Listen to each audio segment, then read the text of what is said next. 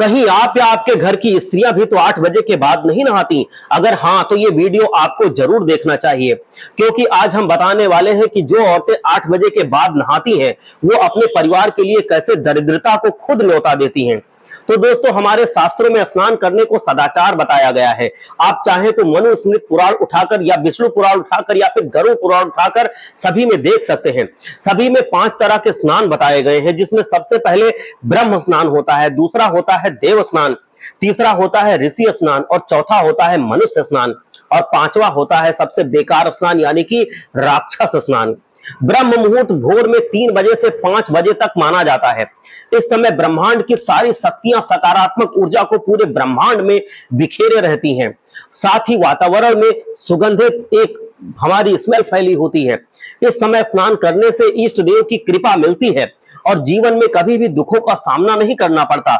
इससे लोग सूर्योदय के बाद 5 बजे से 6 बजे के बीच किसी नदी में या फिर अपने घर में ही हर हर गंगे या फिर किसी नदी का नाम लेते हुए स्नान करते हैं, उसे देवों का स्नान माना जाता है। ऐसा करने से जीवन की सभी समस्याएं दूर हो जाती हैं। इसके बाद जब तक आकाश में सूर्योदय नहीं होता, केवल तारे ही दिखाई देते हैं, उस समय के स्नान को ऋषि स्नान माना जाता है।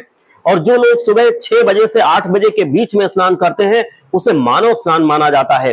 साधारण मनुष्य को 8 बजे से पहले तो जरूर नहा लेना चाहिए, क्योंकि जो लोग 8 बजे के बाद नहाते हैं, ऐसे लोगों के स्नान को राक्षस स्नान कहा जाता है।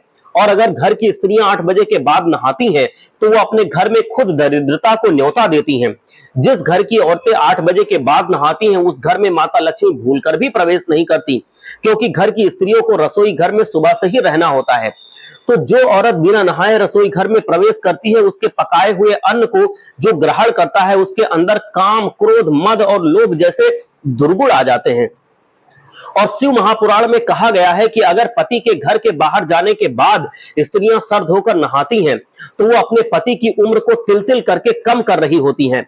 रामायण में भी श्री राम ने बाली को जिस समय मारा था, उस समय उसकी पत्नी स्नान कर रही थी और अपने केसों को धो रही थी। पति कि घर से बाहर जाने के बाद स्त्रियां अपने केस धोकर नहाती हैं अगर, तो वो खुद अपने पति के लिए कंगाली का कारण बनती हैं। स्त्रियों को ध्यान रखना चाहिए कि वो घर की लक्ष्मी है और उन्हें सुबह सबसे पहले ब्रह्म मुहूर्त में उठकर स्नान करना चाहिए। अगर आप ब्रह्म मुहूर्त में स्नान नहीं कर पाती, तो करिए ये कि आप कम से कम 8 बजे से पहले जरूर स्नान कर लीजिए, क्योंकि इसके बाद किया हुआ स्नान आपके परिवार को बर्बाद कर देता है। क्योंकि अगर स्त्री के मन में राक्षस प्रवृत्ति के भाव आ जाएंगे, तो पूरा परिवार वैसा ही हो जाएगा और ऐसे परिवारों की सुख समृद्धि नष्ट होने से कोई नहीं रोक सकता। पहले के जमाने में औरतें खुले में नहाती थी और सुबह ही बाकी लोगों के उठने से पहले वो नहा धोकर घर वापस आ जाती थी। और पहले 20-20 लोगों के परिवार एक कमाई से आसानी से चल जाते थे, लेकिन आज 4 लोगों के परिवार में 4 कमाने वाले हैं, फिर भी खर्चे पूरे नहीं पड़ते, तंगी बनी रहती है।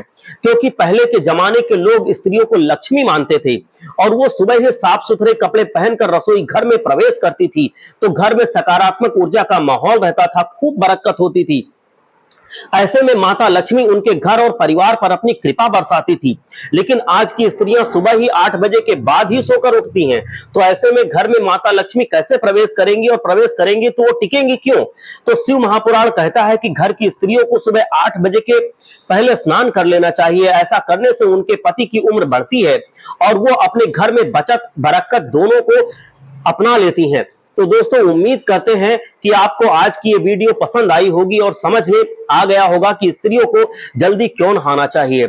आप सबसे गुजारिश है कि जो भी उपाय बताए जाते हैं उनको करने के साथ साथ जो भी आप काम करते हैं उसको पूरी निष्ठा से, लगन से, ईमानदारी से करते रहिए। इन उपायों को भी साथ साथ कीजिए और देखिए महालक्ष्मी की कृपा आपको जरूर मिलेगी।